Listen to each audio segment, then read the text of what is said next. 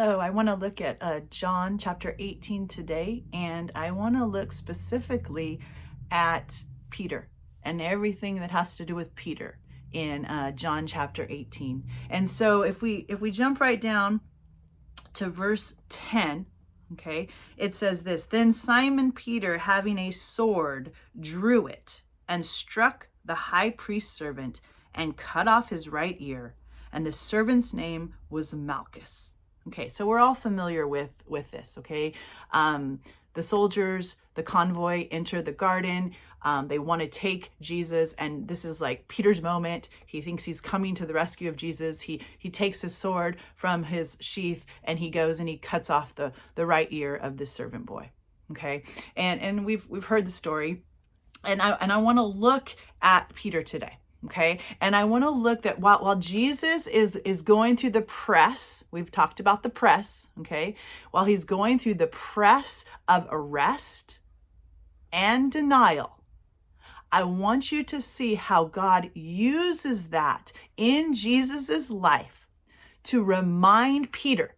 He's trying to remind Peter of Christ's purpose, but also of Peter's purpose.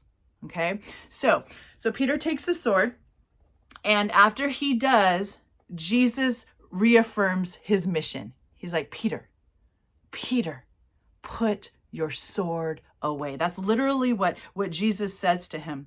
He says, put your sword in its sheath. Shall I not drink the cup which my Father has given me? It's like, Peter, what are you doing? This is the cup. This is what it's about, Peter. In fact, in Matthew 26:53, it says this. Jesus adds this there. He says, or do you think that I cannot now pray to my Father, and he will provide me with 12 legions of angels? Peter, don't you realize that all I have to do is say a word, and my Father would send a legion of angels to my rescue? And Arthur Pink, who's a commentator, he wrote this. He says, in this moment, one is swinging the sword of self-will, while the other is drinking from the cup of God's will. And so what Jesus is trying to communicate to Peter in this moment, and as he's going through his arrest and later through his denial, he's trying to communicate to Peter, this is not how the battle is going to be fought. This is not how the war is going to be waged. And it's definitely not how it's going to be won. One of my favorite verses in the Bible, Zechariah 4:6. It says this: not by might nor by power, but by my spirit, says the Lord of hosts. And the word came to Zerubbabel, who was the governor of Judah at the time. And Isaiah speaks to him. He's trying to encourage him. He's like, Zerubbabel, I know it looks like you're up against this mountain right now, but just recognize and realize this, that mountain's coming down. It's going to become a plain, but it's not going to happen by might. It's not going to happen by power. It's going to happen by my spirit. And the capstone upon that plain is going to be grace, grace, grace, all God. God's going to do this thing. And there's times in our lives where we are surrounded, where we're looking around, we're like, man, how am I going to get out of this situation? And there's a song right now, I love it. It's called Surrounded. And it said, it may look like I'm surrounded, but I'm surrounded by him. And that's what Jesus is trying to communicate to Peter. Peter, it might look like we're surrounded right now, but God's got this. He is in control of this situation. And that right there, that sword, that's not how this battle's going to be fought. And so Peter, he had a lot to learn. Okay. If you go back and you think about Peter and you remember the declaration that he made back in Matthew 16, remember when Jesus is talking to his disciples and he says, well, who do people say that I am? And they're like, well, some people say you're John the Baptist. Some people say you're Elijah. Some people say you're a prophet, just a great teacher. And he looks at his disciples in that moment. He says, but who do you say that I am? And in that moment, it's like Peter's moment. He kind of rises up and he says, well, you're the Christ. You're the Christ, the Son of the living God. And Jesus is like, yes, Peter, that's it.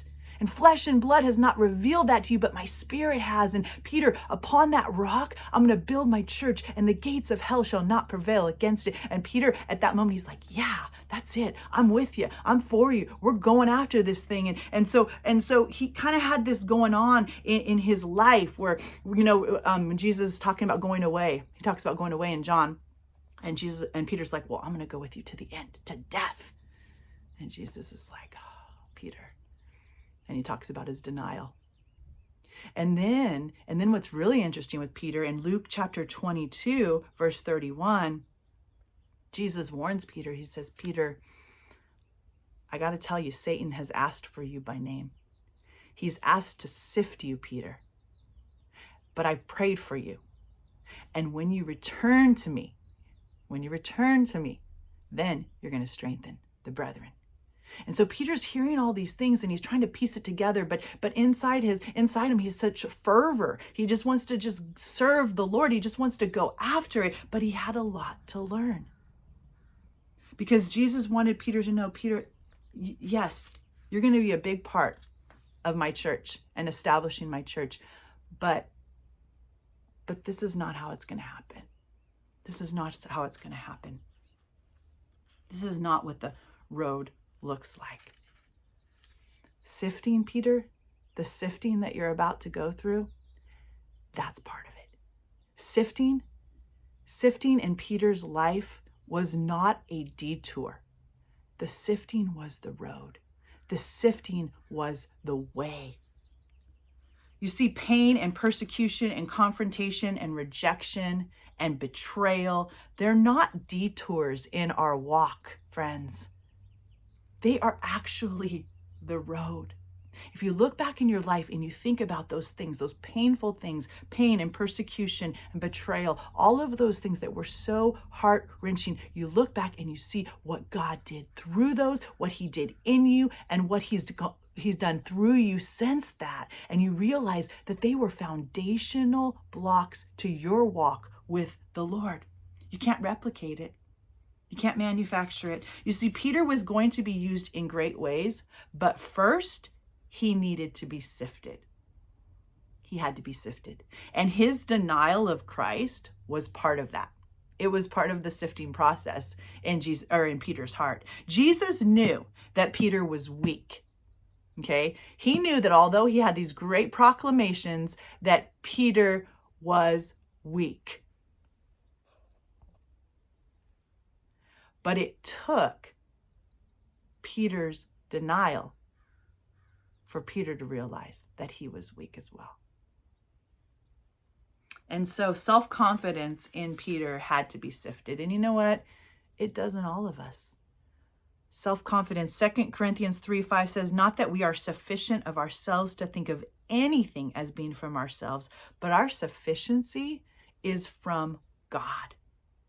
And so I want you to look. I want to look at the denials themselves. Let's just look. You see, because when Peter is asked, he's straight out asked if he's a disciple of Jesus. He's asked in verse 17, he's asked in verse 25, and he's asked in verse 27. And it's so interesting. He's directly asked each of these times, and his response is so interesting. This is what he says. He says, I am not. Now, I've read that so many times, but for some reason this time when I was studying it, it really struck me. I'm thinking, wow, Jesus, when asked, said, I am. And when Peter's asked, he says, I am not. The absolute opposite response of Jesus. And yet Peter was the guy that was going to go with him to the grave, to the end. He was the one ready to fight. And when confronted with these questions, his weakness is exposed. His weakness is exposed. And the first lie was a lie of convenience. It really is what it was. The second lie was a lie of fear. Fear started to enter his heart when he started to see what was happening to Jesus. But the third was a declaration. And when he makes his declaration on the third denial, the rooster crows, and the words of John 13:37 and 38 are fulfilled. And we find at that point a very broken Peter. It doesn't say it in the Gospel of John, but in the other Gospels, it says that he wept, and some of them even say he cursed. We find a broken Peter. And you know what? Brokenness is hard. Brokenness is difficult. But broken people are the ones that God goes looking for.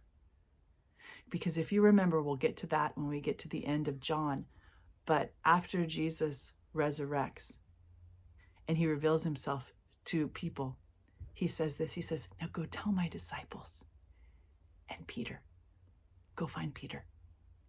Go find Peter.